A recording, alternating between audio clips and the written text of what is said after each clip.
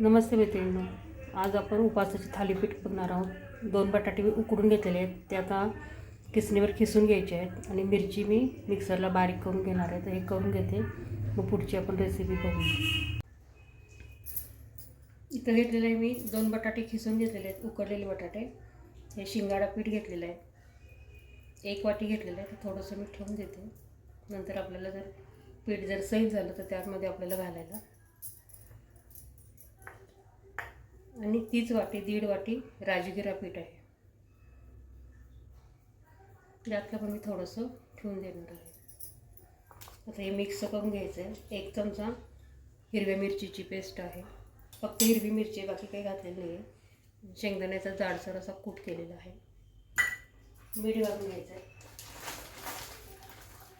चवीनुसार। तुम्ही कोथिंबीर खात असाल, कोथिंबीर घातली तरी चालते। यामध्ये घालायची कोथिंबीर,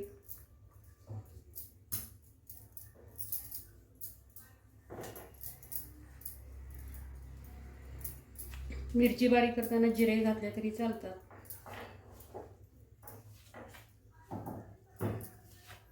किंवा जिऱ्याची भाजून ठेवलेली पावडर असते ती घातली तरी चालते, खात असाल तर।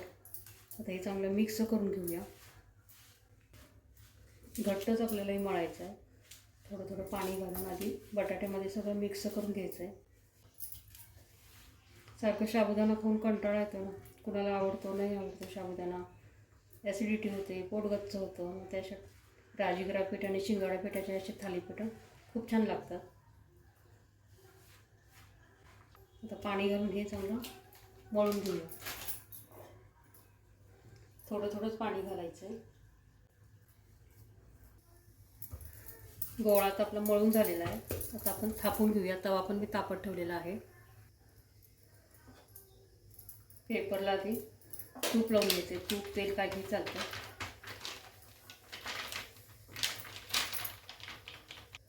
छोटा एक गोळा घेतलेला आहे मी, चांगला मळून मळून घ्यायचा आहे।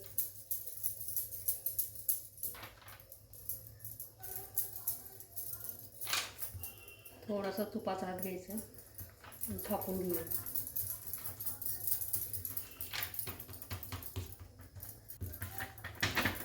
थोडं जरी साईडनं असं चिरा जरी पडल्या तर ते व्यवस्थित मिळून घ्यायचं आहे, म्हणजे टाकताना आपल्याला ते फाटणार नाही।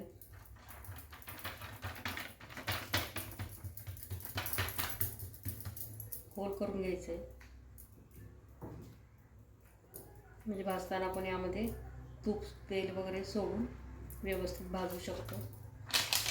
तव्याला तेल तूप काही लावून घ्या।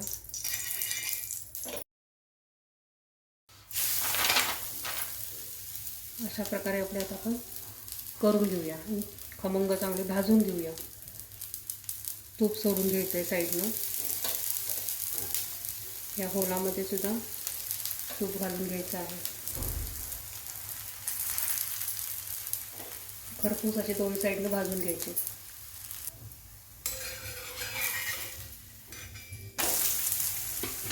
या प्रकारे आपण आता भाजून घेणार आहोत सगळे। छान खरपूस भाजून झालेलं आहे।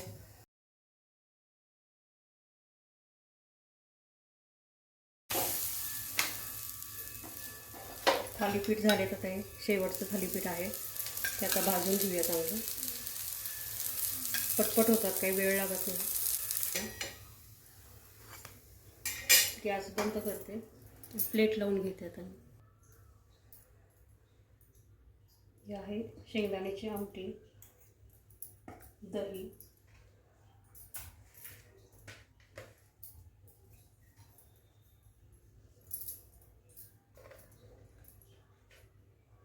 छान उपासाच्या थालीपीठ उपासाचे।